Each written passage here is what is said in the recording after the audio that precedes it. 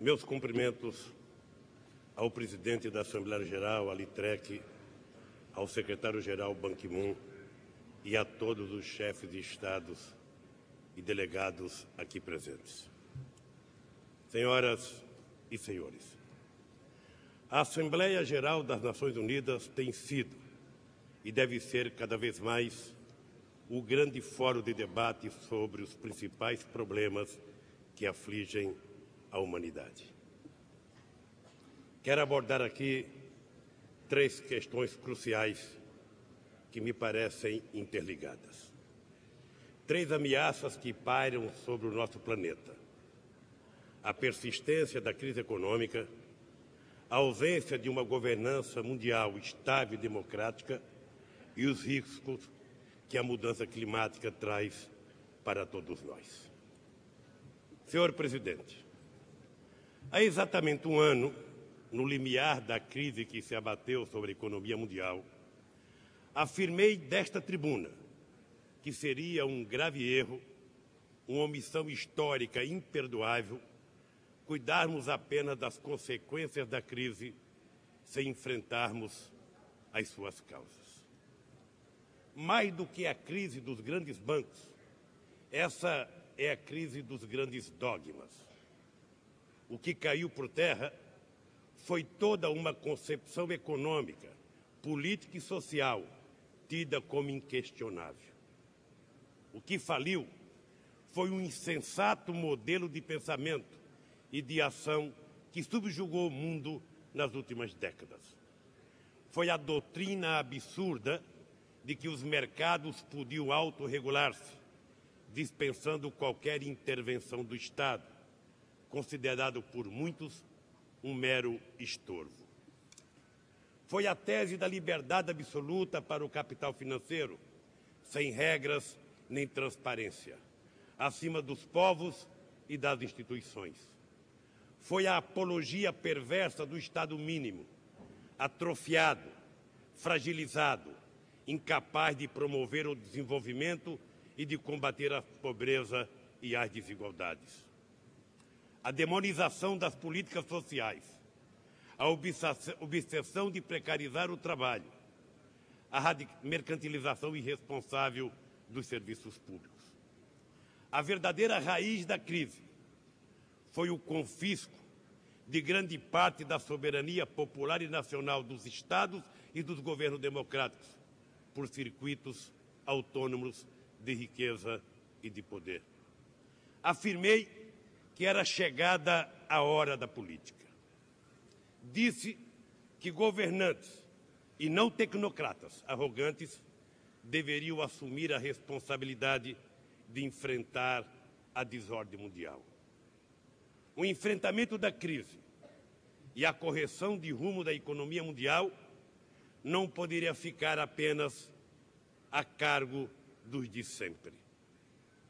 Os países desenvolvidos e os organismos multilaterais, onde eles eram hegemônicos, foram incapazes de prever a catástrofe que se iniciava e, menos ainda, de preveni-la. Os efeitos da crise se espalharam por todo o mundo, golpeando inclusive e, sobretudo, aqueles que há anos vinham reconstruindo suas economias com enormes sacrifícios. Não é justo que o custo da aventura especulativa seja assumido pelos que nada têm a ver com ela, os trabalhadores e as nações pobres ou em desenvolvimento. Passado 12 meses, constatamos que houve alguns progressos, mas que persistem muitas indefinições. Ainda não há uma clara disposição para enfrentar, no âmbito multilateral, as graves distorções da economia global. O fato de ter sido evitado o colapso total do sistema parece ter provocado em alguns um perigoso conformismo. A maioria dos problemas de fundo não foi enfrentada. Há enormes resistências em adotar mecanismos efetivos de regulação dos mercados financeiros. Países ricos resistem em realizar reforma nos organismos multilaterais, como o FMI e o Banco Mundial. É incompreensível a paralisia da rodada de Doha, cujo acordo beneficiará, sobretudo, as nações mais pobres do mundo. Há sinais inquietantes de recaídas protecionistas. Pouco se avançou no combate aos paraísos fiscais. Mas muitos países não ficaram de braços cruzados.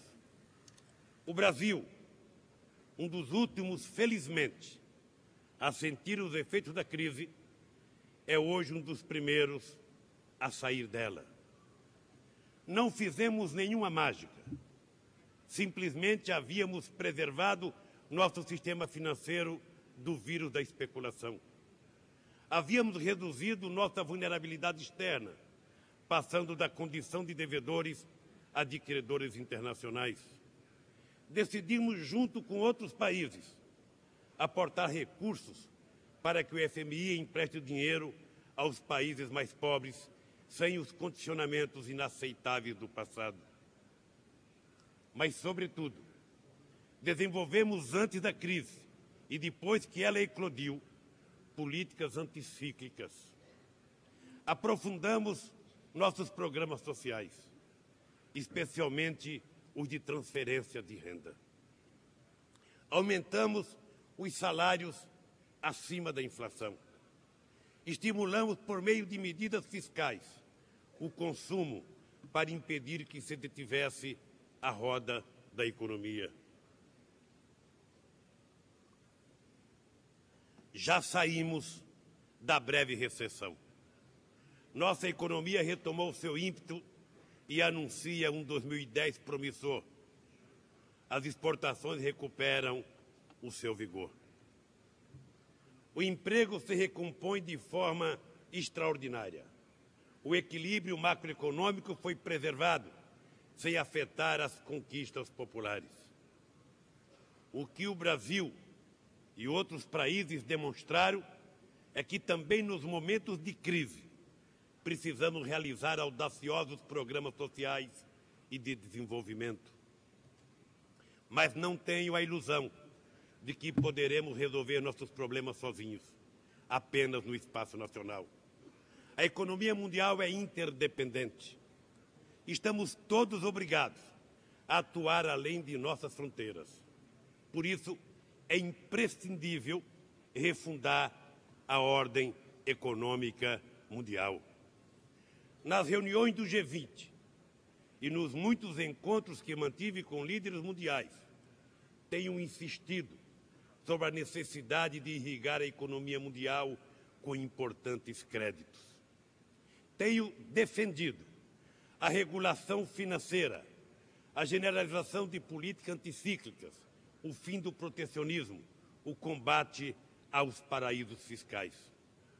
Com a mesma determinação, meu país propõe uma autêntica reforma dos organismos financeiros multilaterais. Os países pobres e em desenvolvimento têm de aumentar sua participação na direção do FMI e do Banco Mundial. Sem isso, não haverá efetiva mudança e os riscos de novas e maiores crises serão inevitáveis. Somente organismos mais representativos e democráticos terão condições de enfrentar complexos problemas como os do reordenamento do sistema monetário internacional. Não é possível que, passados 65 anos, o mundo continue a ser regido pelas mesmas normas e valores dominantes quando da Conferência de Bretton Woods. Não é possível que as Nações Unidas e seu Conselho de Segurança sejam regidos pelos mesmos parâmetros que se seguiram à Segunda Guerra Mundial. Vivemos um período de transição no âmbito internacional.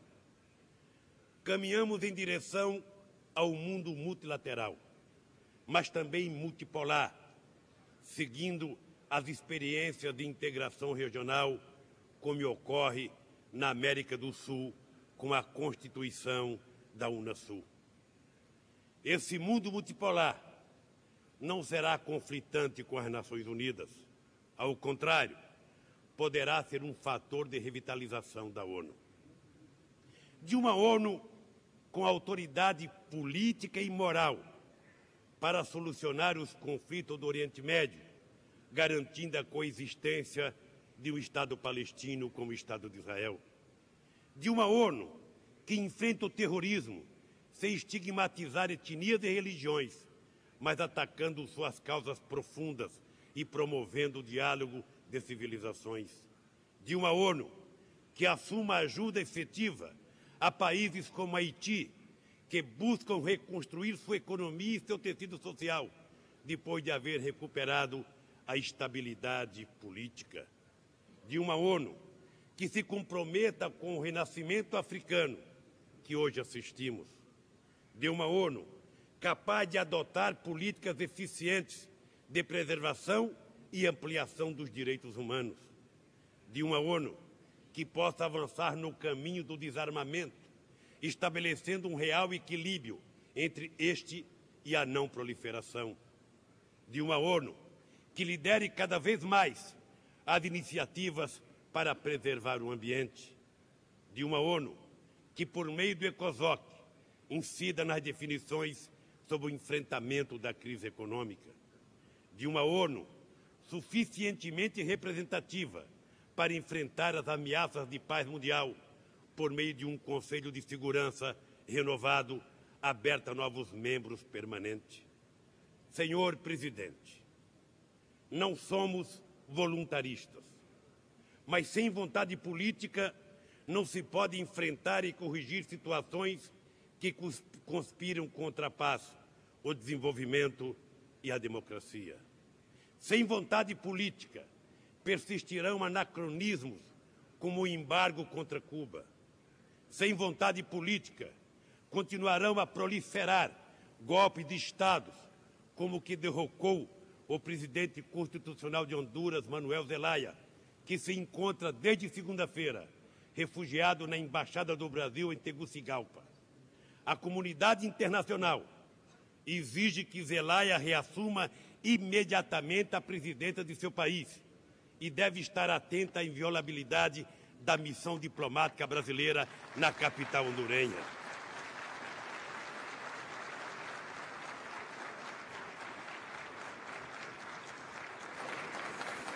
Sem vontade política, por fim, crescerão as ameaças hoje representadas pela mudança climática no mundo. Todos os países devem empenhar-se em realizar ações para reverter o aquecimento global. Preocupa-nos a resistência dos países desenvolvidos em assumir sua parte na resolução das questões referentes à mudança do clima. Eles não podem lançar sobre os ombros dos países pobres em desenvolvimento responsabilidades que lhes são exclusivas. O Brasil está cumprindo a sua parte. Vamos chegar a Copenhague com alternativas e compromissos precisos. Aprovamos um plano de mudanças climáticas que prevê a redução de 80% do desmatamento da Amazônia até 2020. Diminuiremos 4,8 bilhões de toneladas de emissão de CO2, o que representa mais do que a soma dos compromissos de todos os países desenvolvidos juntos. Em 2009, já podemos apresentar o menor desmatamento dos últimos 20 anos. A matriz energética brasileira é das mais limpas do planeta. 45% da energia consumida no país é renovável. No resto do mundo, apenas 12% é renovável, enquanto que nos países da OCDE, essa proporção não supera a 5%. 80% de nossa eletricidade provém igualmente de fontes renováveis. 25% de etanol está misturado à gasolina que consomem os nossos veículos. Mais de 80% dos carros produzidos no país têm motor flex, o que permite a utilização indiscriminada de gasolina ou de álcool. O etanol brasileiro e os demais biocombustíveis são produzidos em condições cada vez mais adequadas, sobretudo a partir do zoneamento agroecológico que acabamos de implantar, mandando para o Congresso Nacional. Proibimos a cana-de-açúcar e as usinas de etanol em áreas de vegetação nativa. A decisão vale para toda a Amazônia e nossos principais biomas. O plantio da cana-de-açúcar não ocupa mais do que 2% de nossas terras agricultáveis. Distinto de outros biocombustíveis, ele não afeta nossa segurança alimentar, nem compromete o equilíbrio ambiental. Empresários, trabalhadores e governo firmaram um importante compromisso para assegurar o trabalho decente para os canaviais brasileiros. Todas essas preocupações fazem parte da política energética de um país autossuficiente em petróleo e que acaba de descobrir grandes reservas que nos colocarão na vanguarda da produção de combustíveis fósseis. Mas o Brasil não renunciará à agenda ambiental para ser apenas um gigante do petróleo. Queremos consolidar nossa condição de potência mundial da energia verde. Por outro lado, deve-se exigir dos países desenvolvidos metas de redução de emissões muito mais expressivas do que as atuais, que representam mera fração do que é recomendado pelo painel intergovernamental para a mudança de clima. Causa-nos também profunda preocupação a insuficiência dos recursos até agora anunciados para as necessárias inovações tecnológicas que preservarão o ambiente nos países em desenvolvimento. A resolução desses e outros impasses só ocorre se as ameaças ligadas à mudança climática forem enfrentadas a partir da compreensão de que temos responsabilidades comuns, mas diferenciadas. Senhor Presidente, os temas que estão no centro de nossas preocupações, a crise financeira, a nova governança mundial e a mudança de clima, têm um forte denominador comum. Ele aponta para a necessidade de construir uma nova ordem internacional sustentável, multilateral, menos assimétrica, livre de hegemonismos e dotada de instituições democráticas. Esse mundo novo é um imperativo político e moral. Não basta remover os escombros do modelo que fracassou. É preciso completar o parto do futuro. É a única forma de reparar tantas injustiças e de prevenir novas tragédias coletivas. Muito obrigado.